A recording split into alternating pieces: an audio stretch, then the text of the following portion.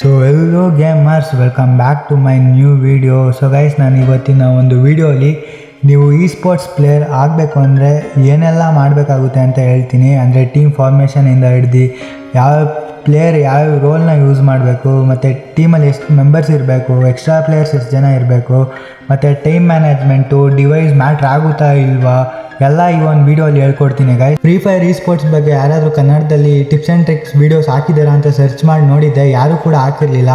So ನಾನೇ ಶುರು ಮಾಡೋಣ ಅಂತ ಶುರು ಮಾಡಿದ್ದೀನಿ. ಅದಕ್ಕೆ ಇನ್ಮೇಲೆ ಇ ಸ್ಪೋರ್ಟ್ಸ್ ರಿಲೇಟೆಡ್ ಕಂಟೆಂಟ್ ಯೂಟ್ಯೂಬಲ್ಲಿ ಹಾಕೋಣ ಅಂತ ಇದ್ದೀನಿ ಗೈಸ್. ಕನ್ನಡದಲ್ಲಿ ಯಾರೂ ಹಾಕಿರಲಿಲ್ಲ, ಸೊ ನಾನೇ ಹಾಕೊಂಡು ಹೋಗೋಣ ಅಂತ ಶುರು ಮಾಡಿದ್ದೀನಿ. ನೋಡೋಣ ಕನ್ನಡದಲ್ಲಿ ಸಪೋರ್ಟ್ ಸಿಗುತ್ತಾ ಸಿಗಲ್ವಾ ಅಂತ. ತುಂಬ ಜನ ಪ್ಲೇಯರ್ಸ್ ಇ ಸ್ಪೋರ್ಟ್ಸ್ ಜಾಯ್ನ್ ಆಗಬೇಕು ಅಂತ ತುಂಬಾ ಪ್ರಯತ್ನ ಪಡ್ತಿದ್ದಾರೆ. ಅವ್ರಿಗೆಲ್ಲ ಇದು ತುಂಬಾ ಯೂಸ್ ಆಗುತ್ತೆ. ಸೊ ಗೈಸ್, ಜಾಸ್ತಿ ಟೈಮ್ ವೇಸ್ಟ್ ಮಾಡೋದು ಬೇಡ, ವಿಡಿಯೋನ ಶುರು ಮಾಡೋಣ. ಮೊದಲನೇದಾಗಿ ಟೀಮ್ ಫಾರ್ಮೇಷನ್ನು, ಅಂದರೆ ಟೀಮಲ್ಲಿ ಯಾವ ರೋಲ್ ಇರೋ ಪ್ಲೇಯರ್ಸ್ ಇರಬೇಕು ಅಂತ ಹೇಳ್ತೀನಿ. ಸೊ ಗೈಸ್, ನೀವು ಒಂದು ಟೀಮ್ ಮಾಡ್ತಿದ್ದೀರಾ ಅಂದರೆ ಟೀಮಲ್ಲಿ 6 ಜನ ಪ್ಲೇಯರ್ಸ್ ಇರಬೇಕಾಗುತ್ತೆ. 6 ಜನ ಅಲ್ಲಿ 4 ಮೆಂಬರ್ಸ್ ಮೇನ್ ಪ್ಲೇಯರ್ಸ್ ಇರಬೇಕು, ಇನ್ನು 2 ಎಕ್ಸ್ಟ್ರಾ ಪ್ಲೇಯರ್ ಆಗಿರಬೇಕು. ಸೊ ಗೈಸ್, ಮೊದಲನೇದಾಗಿ ಸ್ನೈಪರ್ ಬಂದ್ಬಿಟ್ಟು ಟೀಮ್ಗೆ ಬ್ಯಾಕ್ ಬೋನ್ ಆಗಿರ್ತಾನೆ. ಸೊ ಗೈಸ್, ಸ್ನೈಪರಲ್ಲಿ ಸ್ವಿಚಿಂಗ್ ವಿತ್ ಅಕ್ಯುರಸಿ ಎರಡೂ ಇರಬೇಕು. ಎರಡೂ ಇದ್ರೇನೆ ಟೀಮ್ಗೆ ಒಳ್ಳೆ ಸಪೋರ್ಟ್ ಕೊಡೋಕ್ಕಾಗೋದು. ಎರಡನೇದಾಗಿ ಸಪೋರ್ಟರು ಗೈಸ್, ಇದನ್ನ ಎಲ್ಲರೂ ಅಸಾಲ್ಟರ್ ಅಂತಲೂ ಕರೀತಾರೆ. ಆದರೆ ಅಸಾಲ್ಟರ್ ಅಂತ ಕರೆಯೋದು ಪಬ್ಜಿಲಿ ಮಾತ್ರ. ಫ್ರೀ ಫೈರಲ್ಲಿ ಸಪೋರ್ಟರ್ ಅಂತ ಕರೀತಾರೆ. ಸೊ ಗೈಸ್, ಅಸಾಲ್ಟರ್ ಬಂದ್ಬಿಟ್ಟು ರಶರ್ಸ್ಗೆ ಕವರ್ ಕೊಡಬೇಕಾಗುತ್ತೆ. ಒಂದು ಕಡೆ ಮಿಡ್ ರೇಂಜಲ್ಲಿ ಕೂಡ ಆಡಿಸ್ಬೇಕು, ಹಾಗೆ ರಶ್ ಮಾಡೋವಂಥ ಸಮಯ ಬಂದಾಗ ರಶ್ ಕೂಡ ಮಾಡಿಕೊಂಡು ರಶರ್ಸ್ಗೆ ಸಪೋರ್ಟ್ ಕೊಡಬೇಕಾಗುತ್ತೆ. ಸೊ ಗೈಸ್, ಅಸಾಲ್ಟರ್ಗೆ ನೇಡಿಂಗ್ ಸ್ಕಿಲ್ಸ್ ಕೂಡ ಇರಬೇಕಾಗುತ್ತೆ. ನೇಡ್ ಆಗ್ತಾ ರಶರ್ಸ್ಗೆ ಸಪೋರ್ಟ್ ಕೊಡಬೇಕಾಗುತ್ತೆ. ನೇಡಲ್ಲಿ ಡ್ಯಾಮೇಜ್ ಬಿದ್ದಿದ ತಕ್ಷಣ ಟೀಮ್ಮೇಟ್ಸ್ಗೆ ಕಾಲ್ಸ್ ಕೊಟ್ಟು ರಶ್ ಮಾಡ್ಬೋದು ಈಸಿಯಾಗಿ. ಸೊ ಗೈಸ್, 3ನೇ ಮತ್ತು 4ನೇ ಪ್ಲೇಯರ್ಸ್ ಬಂದು ರಶರ್ಸ್ ಆಗಿರ್ತಾರೆ. ಸೊ ಗೈಸ್, ರಶರ್ಸ್ ಅಲ್ಲೂ 2 ಟೈಪ್ಸ್ ಆಫ್ ರಶರ್ಸ್ ಇರ್ತಾರೆ. ಅದರಲ್ಲಿ ಮೊದಲನೇದಾಗಿ ಪ್ರೈಮರಿ ರಶರು, ಎರಡನೇದಾಗಿ secondary rusher guys. So guys, secondary rusher ಕೆಲಸ ಏನು ಅಂದರೆ, ಪ್ರೈಮರಿ ರಶರ್ ರಶ್ ಆಗೋ ತನಕ ಅವನು ಕೂಡ ರಶ್ ಆಗಬಾರ್ದು. ಪ್ರೈಮರಿ ರಶರ್ ರಶ್ ಆಗಿ ಡ್ಯಾಮೇಜ್ ಕೊಟ್ಟಾದ್ಮೇಲೆ ಸೆಕೆಂಡ್ರಿ ರಶರ್ ರಶ್ ಆಗಬೇಕಾಗುತ್ತೆ. ಸೆಕೆಂಡ್ರಿ ರಶರ್ ಏನು ಮಾಡಬೇಕು ಅಂದರೆ, ಪ್ರೈಮರಿ ರಶರ್ ಹಿಂದೆಗಡೆನೇ ಇರಬೇಕು. ಮ್ಯಾಕ್ಸಿಮಮ್ ಅಂದ್ರೂ 5 ಮೀಟರ್ಸ್ ಅಷ್ಟೇ ದೂರ ಇರಬೇಕು. ಸೊ ಗೈಸ್, ನಿಮ್ಗೆ ಏನಾದ್ರು ಎಕ್ಸ್ಪೀರಿಯನ್ಸ್ ಇರೋ ರಶರ್ಸ್ ಸಿಗಲಿಲ್ಲ ಅಂದರೆ CS ಫ್ರೀ ಸ್ಟೈಲ್ ಪ್ಲೇಯರ್ಸ್ನ ಕರ್ಕೊಬಂದ್ಬಿಟ್ಟು ಫುಲ್ ಮ್ಯಾಪ್ಗೆ ಟ್ರೈನ್ ಅಪ್ ಮಾಡ್ಬೋದು ವಿತೌಟ್ ಗನ್ ಸ್ಕಿನ್ಸ್ ಆಡಿಸ್ತಾರೆ. ಸೊ ಗೈಸ್, ನೆಕ್ಸ್ಟ್ ಬಂದ್ಬಿಟ್ಟು ಎಕ್ಸ್ಟ್ರಾ ಪ್ಲೇಯರ್ ಆಗಿ ನೀವು ಒಬ್ಬ ರಶರು ಮತ್ತು ಇನ್ನೊಬ್ಬ ಬಂದ್ಬಿಟ್ಟು ಸ್ನೈಪರ್, ಇಲ್ಲ ಅಂದರೆ ಸಪೋರ್ಟರ್, ಇವರಿಬ್ಬರಲ್ಲಿ ಯಾರು ಒಬ್ಬರು ಇಟ್ಕೋಬೋದು. ಸೊ ಗೈಸ್, ನಾನೀಗ ನಿಮಗೆ ಟೀಮ್ ಫಾರ್ಮೇಷನ್ ಅನ್ನೋದನ್ನ ಹೇಳ್ಕೊಟ್ಟಿದ್ದೀನಿ. ಅದೇ ಟೀಮಲ್ಲಿ ಎಷ್ಟು ಜನ ಪ್ಲೇಯರ್ಸ್ ಇರಬೇಕು, ಎಕ್ಸ್ಟ್ರಾ ಪ್ಲೇಯರ್ಸ್ ಎಷ್ಟು ಜನ ಇರಬೇಕು ಅಂತ ಹೇಳ್ಕೊಟ್ಟಿದ್ದೀನಿ. ನೆಕ್ಸ್ಟ್ ಬಂದುಬಿಟ್ಟು ನಾನು ನಿಮಗೆ ಟೈಮ್ ಮ್ಯಾನೇಜ್ಮೆಂಟ್ ಬಗ್ಗೆ ಹೇಳ್ತಾ ಇದ್ದೀನಿ. ಅಂದರೆ ನೀವು ದಿವಸಕ್ಕೆ ಎಷ್ಟು ಅವರ್ ಆಡಬೇಕಾಗುತ್ತೆ ಅಂತ ಹೇಳ್ತಾ ಇದ್ದೀನಿ. ಲೈಕ್ ಇವಾಗ ನೀವೇನಾದ್ರು ಸ್ಕೂಲು ಕಾಲೇಜಿಗೆ ಹೋಗ್ತಾ ಆಡ್ತಾ ಇದ್ದೀನಿ ಅಂತಂದರೆ ಮಿನಿಮಮ್ ಅಂದರೆ 4 ಅವರ್ ಆಡ್ಬೋದು ಗೈಸ್. ಹಾಗೆ ನೀವೇನಾದರೂ ಜಾಸ್ತಿನೇ ಫ್ರೀ ಇರ್ತೀನಿ ಅಂತ ಅಂದರೆ, ಇವಾಗ ನೀವು ನಾರ್ಮಲಾಗಿ ಇ ಸ್ಪೋರ್ಟ್ಸ್ ಟೀಮ್ಗಳನ್ನೇ ತೊಗೊಳ್ಳಿ, ದೊಡ್ಡ ಇ ಸ್ಪೋರ್ಟ್ಸ್ ಟೀಮ್ಸು, ಅವರೆಲ್ಲ ಮಿನಿಮಮ್ ಅಂತ ಅಂದ್ರೂ 8 ಅವರ್ ಆಡ್ತಾರೆ. 8ರಿಂದ 12, 14 ಅವರ್ ತನಕನೂ ಆಡ್ತಾರೆ. ಸೊ ಗೈಸ್, ಅವರೆಲ್ಲ ಅಷ್ಟು ಟೈಮ್ ಕೊಟ್ಟು ಆಡ್ತಾರೆ ಅಂದರೆ ಬರೀ ರ್ಯಾಂಕ್ ಮ್ಯಾಚಸ್ನ ಆಡ್ಕೊಂಡು ಕೂತ್ಕೊಳ್ಳಲ್ಲ. ಇ ಸ್ಪೋರ್ಟ್ಸು ಮತ್ತು ಟೂರ್ನಮೆಂಟ್ಸ್ಗೋಸ್ಕರ ಅಂತಲೇ ಸಪ್ರೇಟಾಗಿ ಪ್ರಾಕ್ಟೀಸ್ ಲಾಬಿಗಳಿರುತ್ತೆ, ಅಂದರೆ full map ಕಸ್ಟಮ್ಗಳು.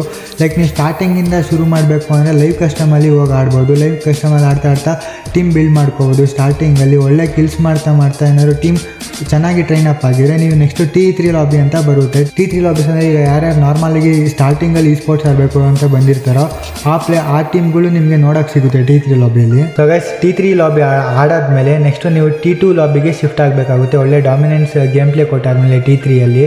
So guys, T2 ಲಾಬಿಯಲ್ಲಿ ನಿಮಗೆ ಇವಾಗ ಯೂಟ್ಯೂಬರ್ ಸ್ಕ್ವಾಡ್ಗಳು ನೋಡೋಕ್ಕೆ ಸಿಗುತ್ತೆ. ಅಂದರೆ ಸೊ ಗೈಸ್, ಯೂಟ್ಯೂಬರ್ಸು ಚೆನ್ನಾಗಿರೋ ಟೀಮ್ಸ್ನ ತೊಗೊಂಡಿರ್ತಾರೆ. ಲೈಕ್ ಇವಾಗ ಏನಾದ್ರು ನೀವು ಒಳ್ಳೆ ಗೇಮ್ ಪ್ಲೇ ಸಿಕ್ತು ಅಂದರೆ ಅವರ ಹೆಸರಲ್ಲಿ ನಿಮಗೆ ಆಡ್ಕೊಡೋಕ್ಕೆ ಚಾನ್ಸನ್ನು ಕೊಡ್ತಾರೆ. ಹಂಗಂತ ನೀವು ಯೂಟ್ಯೂಬರ್ ಹೆಸರಲ್ಲೇ ಆಡಬೇಕು ಅಂತ ಇಲ್ಲ, ನಿಮ್ಮದೇ ಸ್ಕ್ವಾಡಲ್ಲಿ ಪೇಡ್ ಮ್ಯಾಚಸ್ ಆಡಬೇಕಾಗುತ್ತೆ ದೊಡ್ಡ ಲಾಬಿಲಿ. ಸೊ ಗೈಸ್, ನೆಕ್ಸ್ಟ್ ಬಂದುಬಿಟ್ಟು ಡಿವೈಸ್ ಮ್ಯಾಟ್ರ್ ಆಗುತ್ತಾ ಒಬ್ಬ ಪ್ಲೇಯರ್ಗೆ ಅಂತ ಹೇಳ್ತಿದ್ದೀನಿ.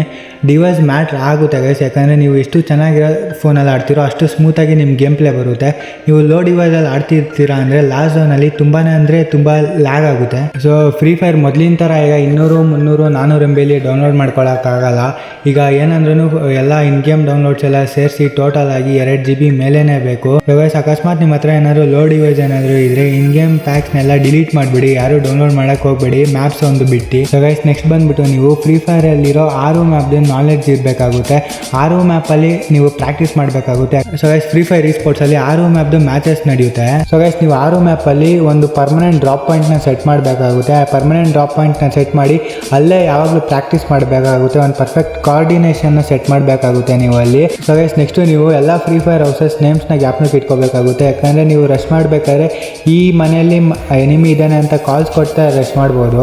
ಗೈಸ್ ಇನ್ನೊಂದು, ನೀವು ಜಿಪ್ ಲೈನ್ನ ಯೂಸ್ ಮಾಡೋದು ಅವಾಯ್ಡ್ ಮಾಡಬೇಕಾಗುತ್ತೆ. ಯಾಕಂದರೆ ಕೆಲವು ಎನಿಮಿಗಳಿಗೆ ನೀವು ಟ್ರ್ಯಾಪ್ ಆಗ್ತೀರಾ. ಸೊ ಗೈಸ್ ಹೊಸ ಅಪ್ಡೇಟ್ ಬಂದಿರೋದ್ರಿಂದ ನಿಮಗೆ ಲಾಂಚ್ ಪ್ಯಾಡು ರೇವಲ್ಸ್ ಎಲ್ಲ ಚೇಂಜ್ ಆಗಿದೆ. ಯಾವ ಕಡೆ ಲಾಂಚ್ ಪ್ಯಾಡ್ ಇದೆ ಎಲ್ಲ ನೀವು ನೋಡ್ಕೋಬೇಕಾಗುತ್ತೆ. ಸೊ ಗೈಸ್ ಅಕಸ್ಮಾತ್ ನೀವೇನಾದ್ರು ಬಿಗಿನರ್ಸ್ ಆಗಿದ್ರೆ ನೀವು ಯಾವುದೇ ರ್ಯಾಂಕ್ ಮ್ಯಾಚ್ ಆಗಲಿ CS ರ್ಯಾಂಕ್ ಆಗಲಿ ವಿತೌಟ್ ಗನ್ ಸ್ಕಿನ್ ಆಡೋದನ್ನ ಪ್ರಾಕ್ಟೀಸ್ ಮಾಡಬೇಕಾಗುತ್ತೆ. ಯಾಕಂದರೆ ಈ ಸ್ಪೋರ್ಟ್ಸಲ್ಲಿ ಗನ್ ಸ್ಕಿನ್ ಅನ್ನೋದು ಆಫ್ ಇರುತ್ತೆ. So guys Free Fire India ban ಆಗಿರೋದ್ರಿಂದ ಯಾವುದೇ ಫ್ರೀ ಫೈರ್ದು ಅಫಿಷಿಯಲ್ ಟೂರ್ನಮೆಂಟ್ಸ್ ಇಲ್ಲ.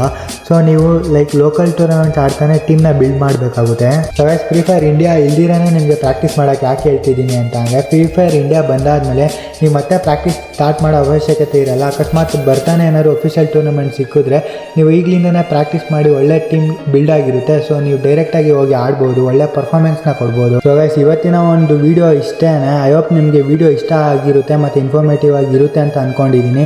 ನಿಮಗೆ ಈಗೇನೆ ಈ ಸ್ಪೋರ್ಟ್ಸ್ ರಿಲೇಟೆಡ್ ಕಂಟೆಂಟ್ಸ್ ಏನಾದ್ರು ಬೇಕು ಅಂದರೆ ಕಮೆಂಟ್ ಮಾಡಿ.